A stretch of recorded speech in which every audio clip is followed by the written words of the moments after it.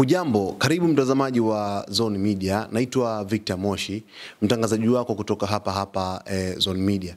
Sasa leo nakuletea uchambuzi wa kina zaidi kuhusiana na raia wa Israel kuwa na wasiwasi mkubwa sana kutokana na kile ambacho kinaendelea katika nchi yao kwa hivi sasa kufuatia mashambulizi ya Wahouthi ambayo wamekuwa wakiyafanya pasipo kuwa na ratiba maalum. Yani wakati wowote wao wanaweza wakafanya mashambulizi usiku, mchana, jioni au asubuhi. Sasa hiki ambacho kinaendelea kwao kwa hivi sasa, raia wa Israel wameingia katika hofu kubwa, huku taharuki ikizidi kuongezeka katika miji kadhaa kama vile Tel Aviv, lakini vile vile maeneo ambayo yanazunguka uwanja wa ndege wa Ben Gurion, moja kati ya uwanja wa ndege ambao kwa sasa hivi upo hatarini wakati wowote, huku Wahouthi wakitishia kushambulia wakati wowote.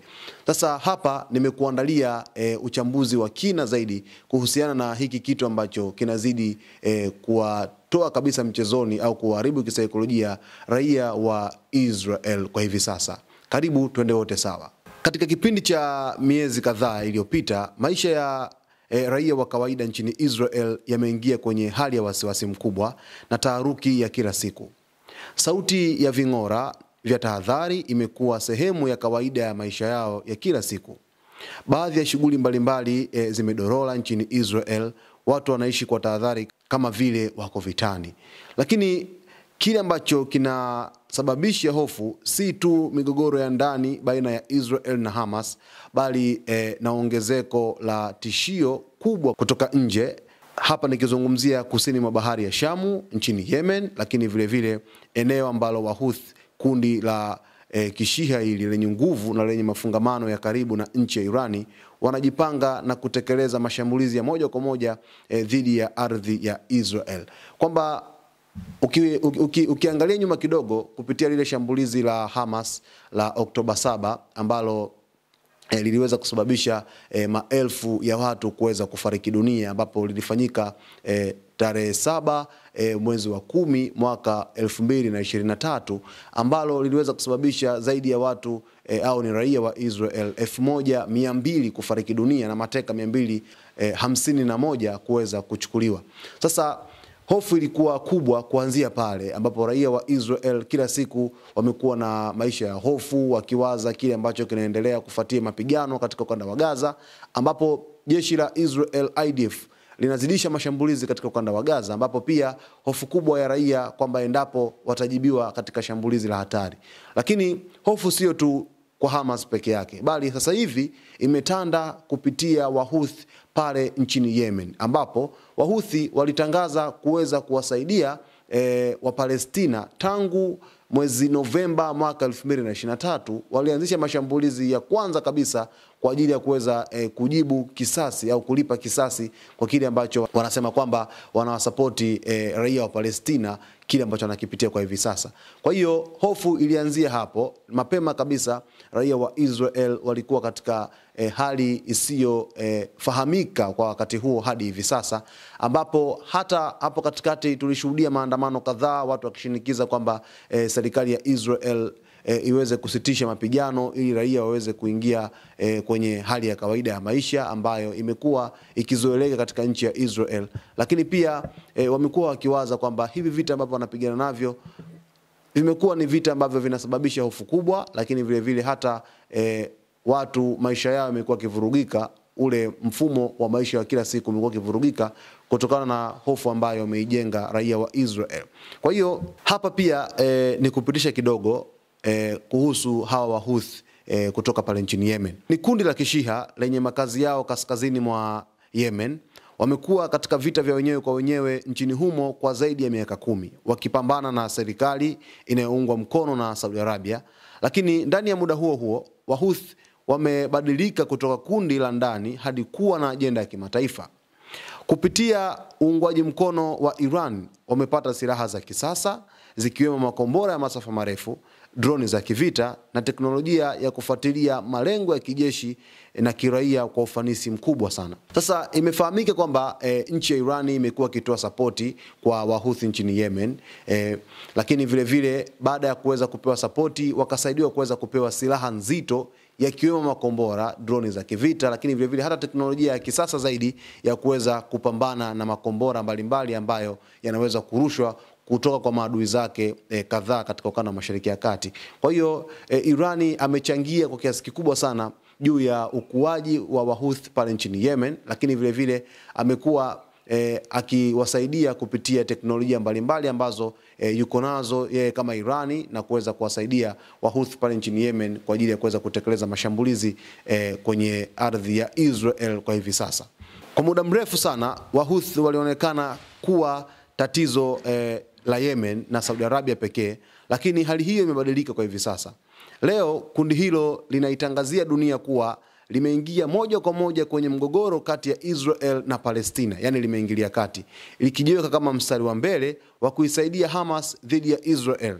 Na kwa vitendo vyao, hasa mashambulizi ya anga na ya baharini dhidi ya Israel, tishio hilo sasa limegeuka kuwa la kweli kwa kila raia wa Israel.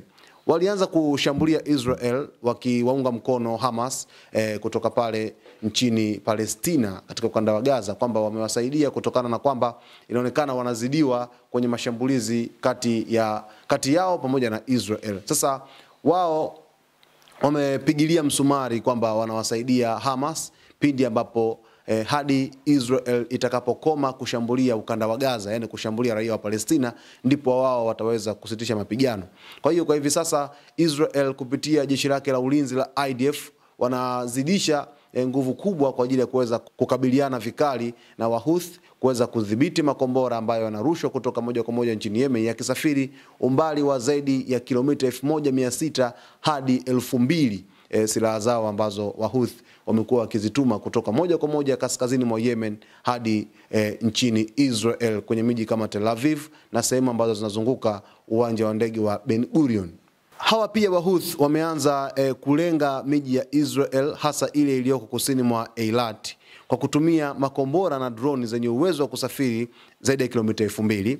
Lakini vile vile baadhi ya makombora haya yanashambulia maeneo ya kiraia, yakilenga kuleta hofu, taharuki na kuharibu maisha ya kawaida ya watu.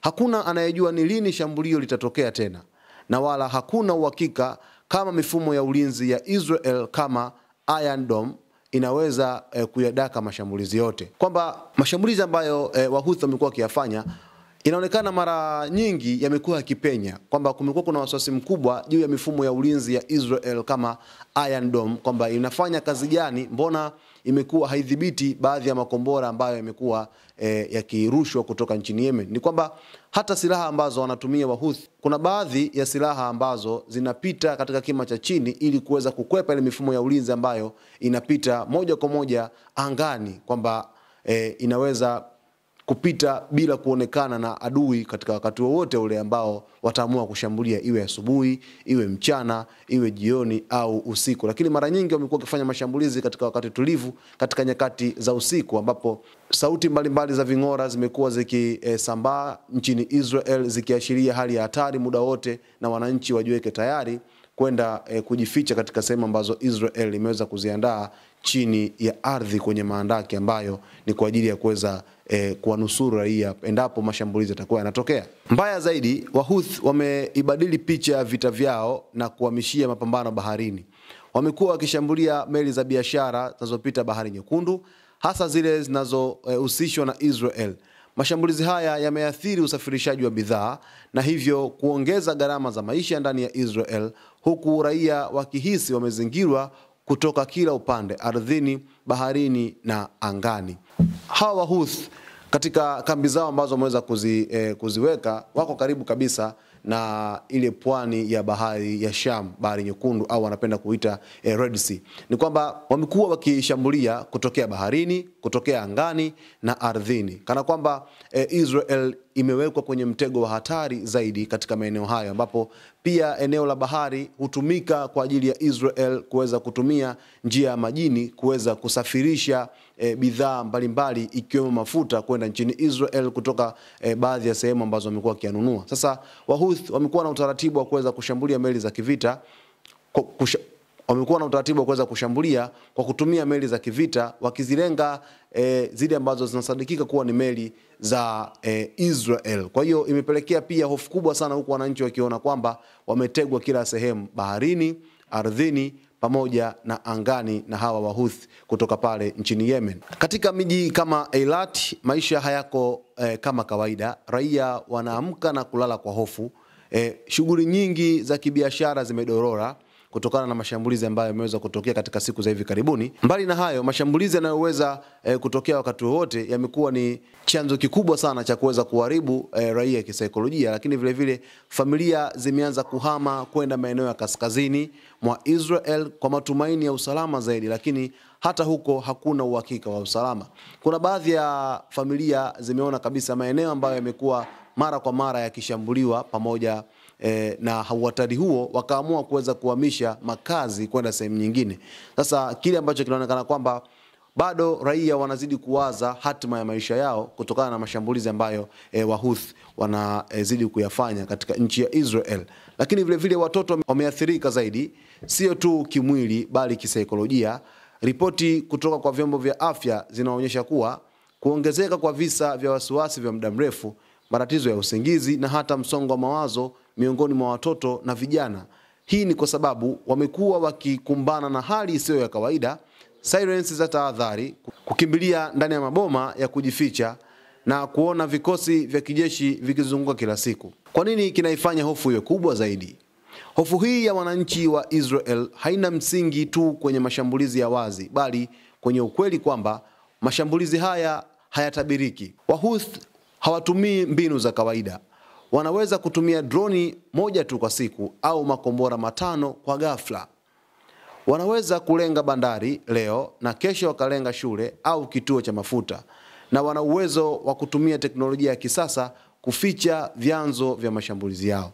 Kwamba hawa Wahuthi mashambulizi yao yamekuwa hayatabiriki, na kuna wakati inaweza kapita wiki nzima hawajashambulia, lakini wanakuja wanafanya mshtukizo, wanashambulia kwa mshtukizo kiasi cha kwamba raia wanazidi kuwa na hofu kwamba hawajui ni saa ngapi, muda gani wanaweza wakashambuliwa na Wahuthi. Ndio maana hofu imezidi kutanda katika nchi ya Israel.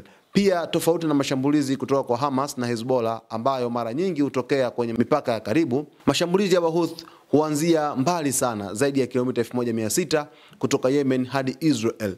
Hili ni jambo ambalo linaonyesha wazi kuwa teknolojia ya kivita imebadilika na sasa raia wako hatarini hata kutoka kwa adui aliyeko mbali. Pengine labda raia wa Israel walikuwa wakiwaza kwamba Hezbollah pale Lebanon ni karibu na Israel, lakini Hamas pale Gaza, Palestina ni karibu na Israel. Kwa hiyo mashambulizi labda huenda walikuwa wanadhani kwamba kutokana na ukaribu basi mashambulizi yamekuwa ni rahisi zaidi kuweza kufika kwa wakati ule. Lakini sasa hivi wanashangaa kuona mashambulizi yanatokea umbali mrefu zaidi kiasi cha kwamba raia wanazidi kuchanganyikiwa na hawaelewi nini cha kufanya na hatima ya serikali yao ni nini juu ya mashambulizi haya.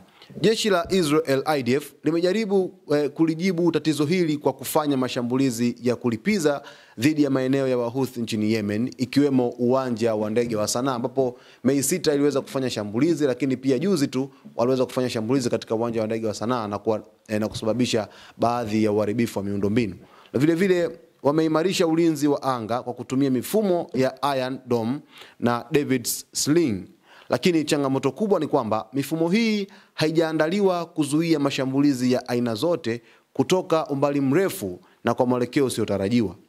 Droni zinazotumiwa na Wahuthi zinaweza kuruka kwa kimo cha chini sana zikakwepa rada za kawaida. Kama nilivyokueleza hapo awali kwamba Israel imejaribu kuweka mifumo ya ulinzi kuweza kudhibiti makombora au mashambulizi ambayo yanaweza kutoka nchini Yemen, lakini vile vile bado inaonekana kwamba Wahuthi wanatumia drone ambazo zina uwezo wa kupenya sehemu ambazo ni za chini, ambazo ile mifumo ya ulinzi kama Iron Dome na David Sling haiwezi kufanikiwa kuweza kudhibiti droni hizo ambazo zina makombora.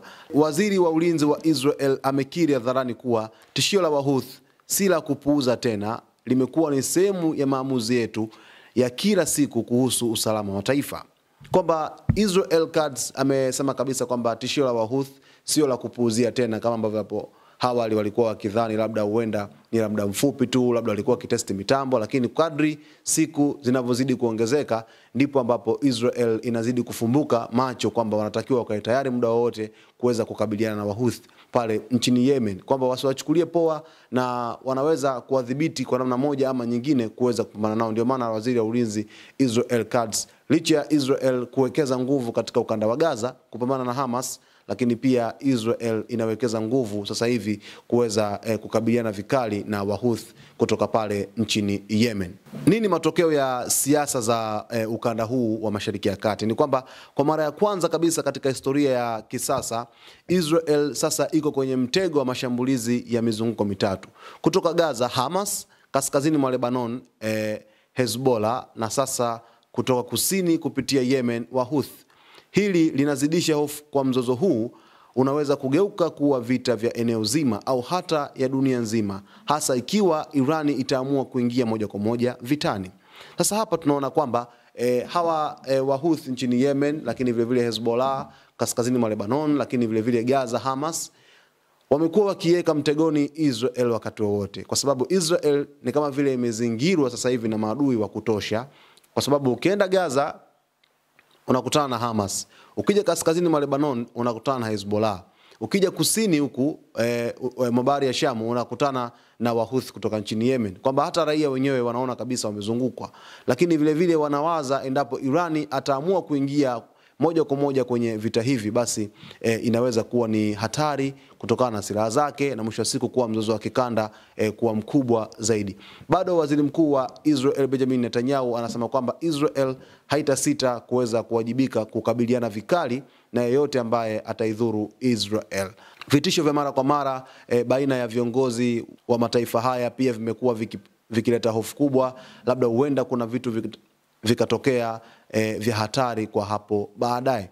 Mtazamaji wa Zone Media, nini ambacho kinazidi kuendelea hapa ni kwamba wananchi bado wapo katika hali ya wasiwasi kila saa. Kinachoumiza sio tu hofu ya kushambuliwa, bali ni kutokuwa na uhakika ni lini maisha yao yatakuwa ya kawaida tena, ambapo mashambulizi ya Wahouthi yamezidi kubadili taswira ya kawaida katika mzozo huu, lakini vile vile Mashariki ya Kati imeingia katika mfungamano mkubwa sana.